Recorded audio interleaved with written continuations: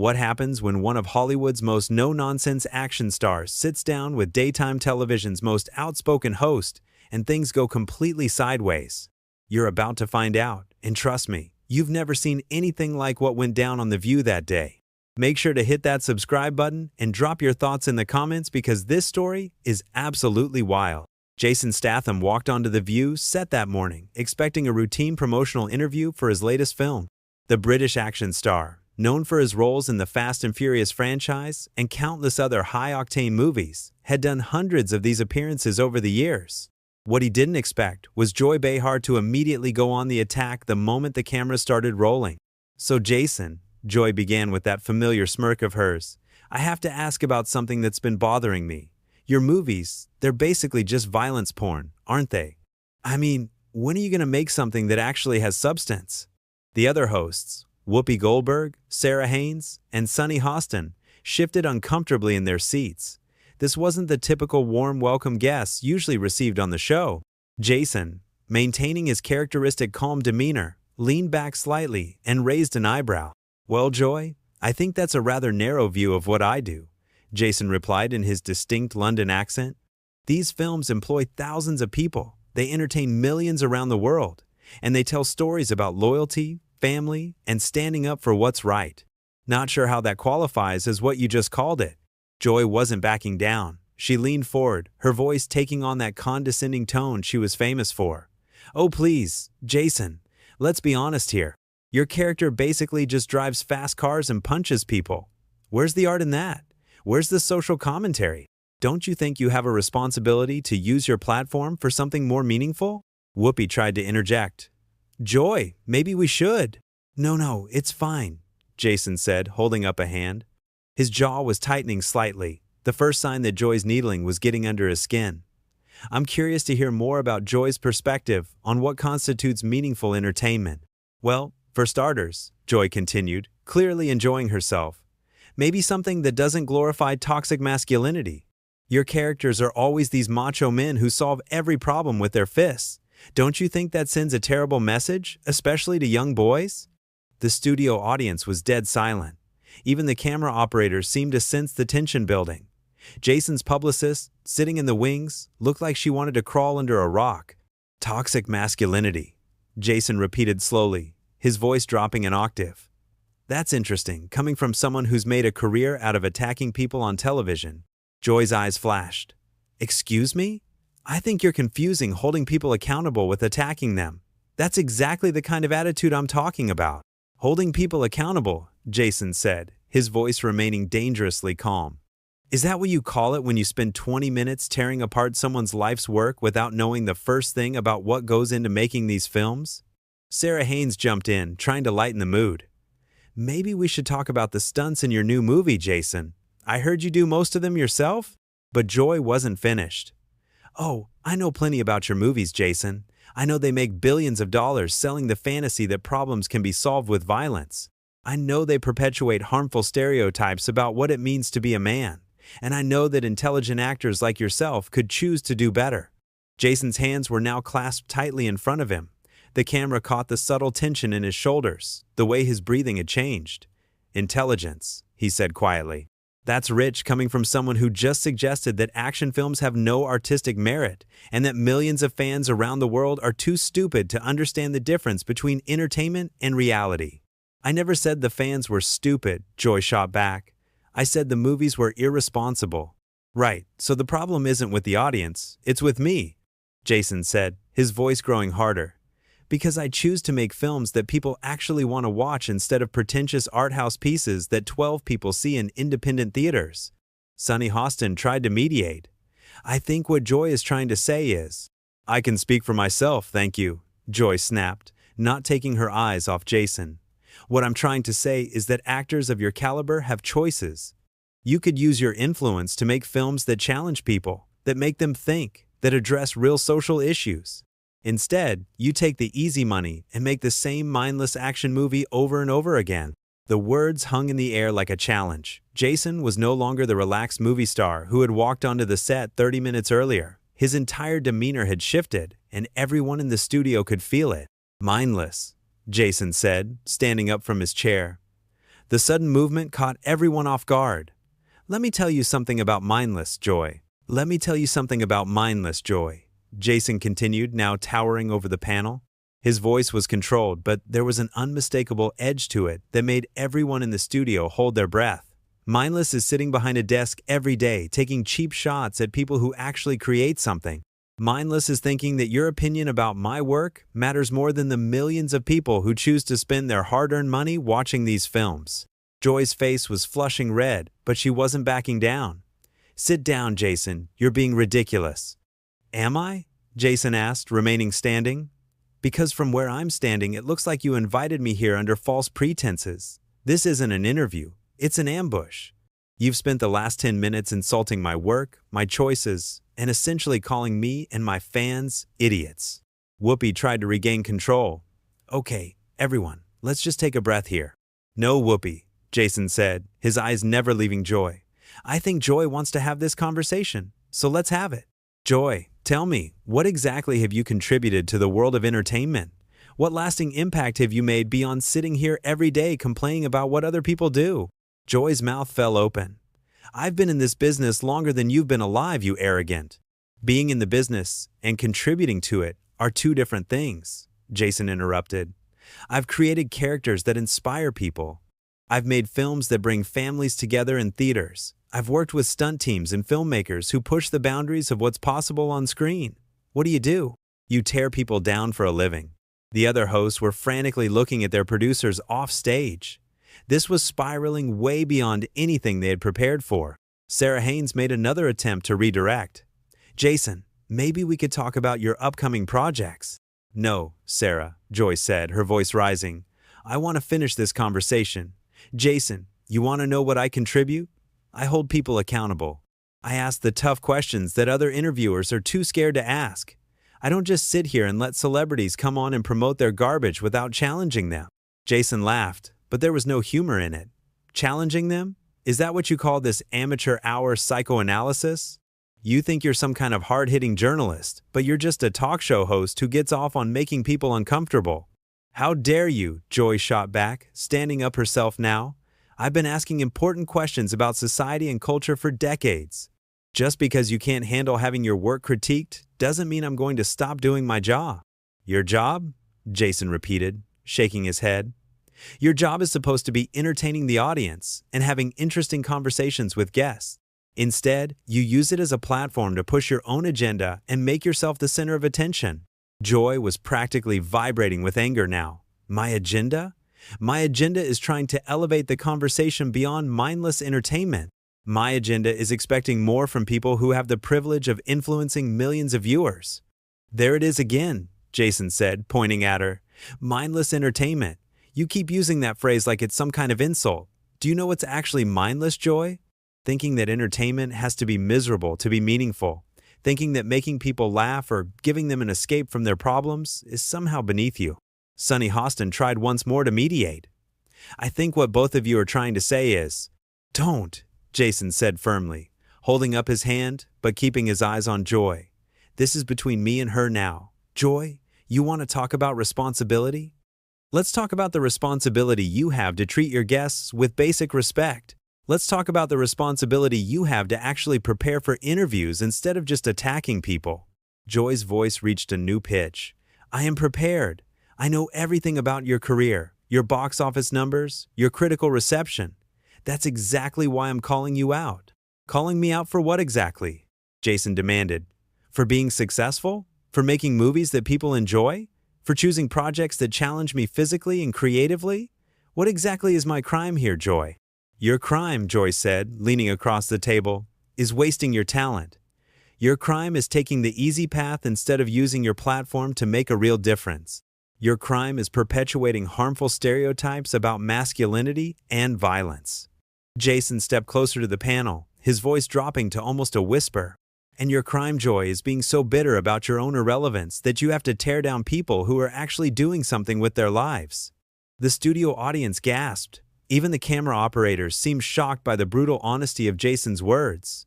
Joy's face went through several shades of red before settling on a deep crimson. "Irrelevant?" she sputtered.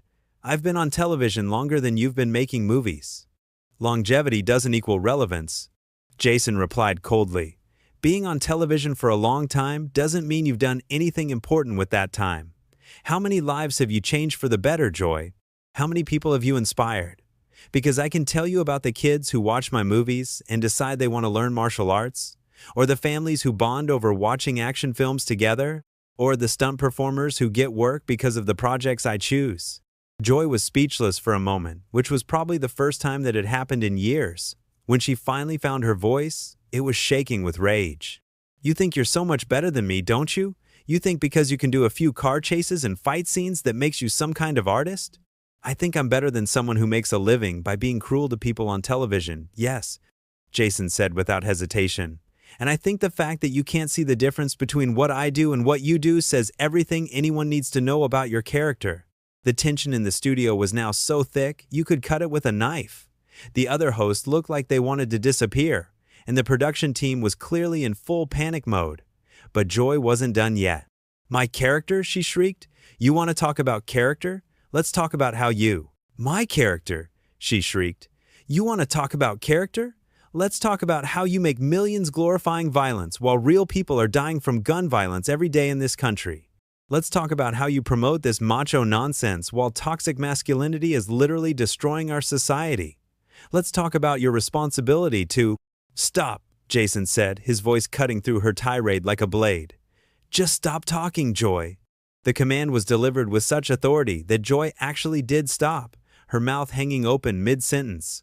The entire studio fell silent, except for the hum of the cameras still rolling. You want to talk about real people dying?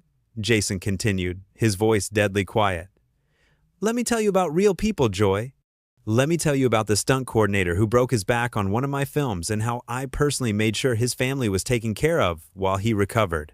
Let me tell you about the charities I support that you know nothing about because I don't feel the need to broadcast every good deed I do for publicity.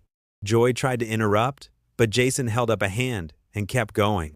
Let me tell you about the kids with cancer who visit our sets through Make-A-Wish and how their faces light up when they meet their action hero.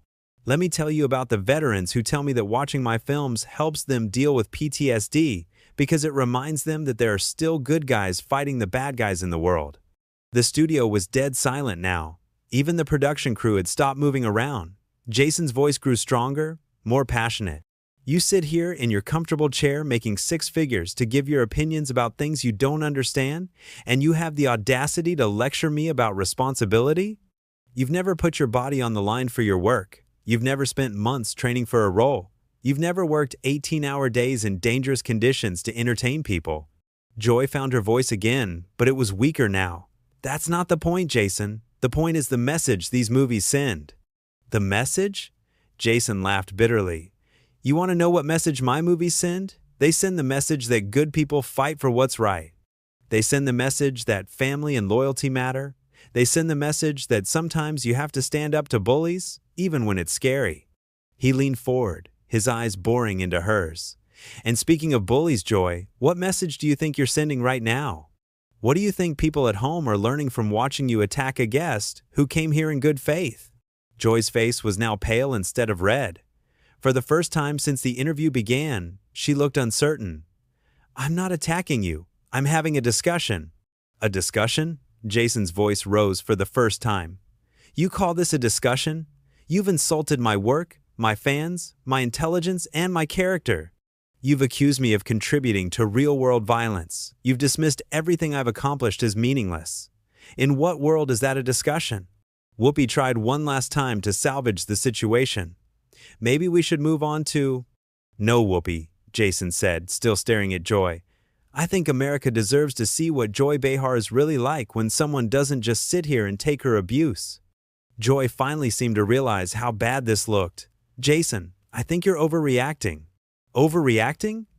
Jason stood up straighter, and his voice carried the full force of his presence. Joy, you've spent the last 40 minutes trying to humiliate me on national television, and now you think I'm overreacting for defending myself?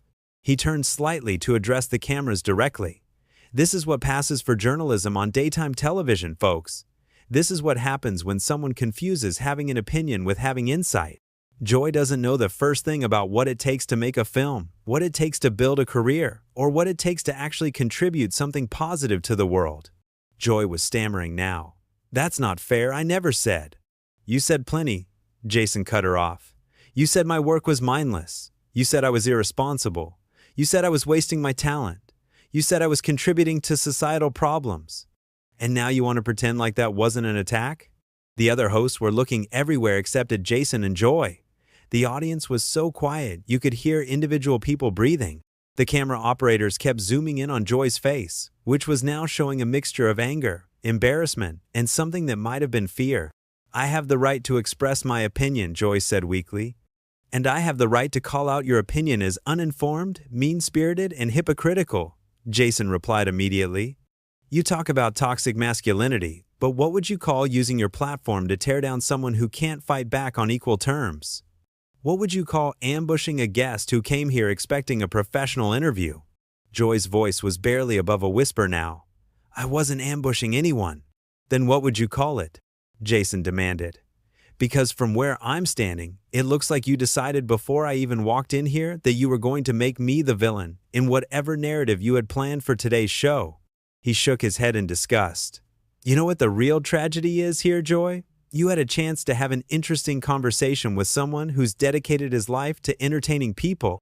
You could have asked about the craft of acting, about working with directors, about the evolution of action cinema. Instead, you chose to be small, petty, and cruel." Joy tried one more time to regain some semblance of control. "I think you're being unfair to me, Jason. I was just trying to." "To what?" Jason interrupted. "To embarrass me? To make yourself look smart by making me look stupid? To prove some point about masculinity by being more aggressive than any man would dare to be on television?" The words hit their mark. Joy's face crumpled slightly, and for a moment she looked genuinely hurt. But Jason wasn't finished. "You want to talk about responsibility, Joy? How about your responsibility to treat people with basic human decency? How about your responsibility to your audience to have guests on who can actually contribute to meaningful conversation instead of just serving as targets for your frustrations?" He started moving toward the edge of the set. "How about your responsibility to yourself to be better than this?" Joy finally found some of her fight again. "Where are you going? We're not finished here." Jason turned back to her one last time. "Oh, we're finished, Joy. We were finished the moment you decided to make this personal instead of professional." He looked directly into the main camera. "I came here to talk about my new film, to connect with fans, and to have what I hoped would be an enjoyable conversation. Instead, I got a masterclass in how not to conduct an interview." Joy stood up abruptly. "You can't just walk out. This is my show." "Your show?" Jason smiled coldly. "Then maybe you should start acting like a professional host instead of a schoolyard bully." The production assistants were frantically signaling to the hosts, clearly trying to figure out how to handle this unprecedented situation. Jason was already unhooking his microphone. "You know what, Joy?" he said as he handed the mic to a stunned production assistant. "I actually feel sorry for you. It must be exhausting to be so angry all the time. It must be lonely to push away everyone who tries to have a genuine conversation with you." Joy's voice cracked slightly. "I'm not angry. I'm passionate about." "You're angry," Jason said simply, "and you're taking it out on people who don't deserve it. That's not passion, that's just sad." He turned to the other hosts. "Whoopi, Sarah, Sunny, thank you for trying to keep things civil. I'm sorry your colleague made that impossible." As Jason walked toward the exit, Joy made one final desperate attempt to have the last word. "This is exactly the kind of toxic behavior I was talking about. Walking away when challenged, refusing to engage with difficult questions." Jason stopped at the edge of the set and turned back one final time. His voice was calm now, almost gentle, which somehow made his words even more devastating. "Joy, the only toxic thing in this studio today was your behavior. The only person who refused to engage with difficult questions was you, because you never asked any. And the only person who should be ashamed of what happened here is you." He paused, looking directly at her. "I hope someday you figure out the difference between being challenging and being cruel. Your audience deserves better, your guests deserve better, and honestly, you deserve better too." With that, Jason Statham walked off the View set, leaving behind a stunned studio, speechless hosts, and Joy Behar looking smaller than anyone had ever seen her look before. The cameras kept rolling for another few seconds, capturing Joy's face as she realized that for once in her career, she had absolutely nothing to say. What did you think of this incredible confrontation? Did Jason go too far, or was Joy completely out of line from the start? Drop your thoughts in the comments below and make sure to subscribe for more wild celebrity stories like this one.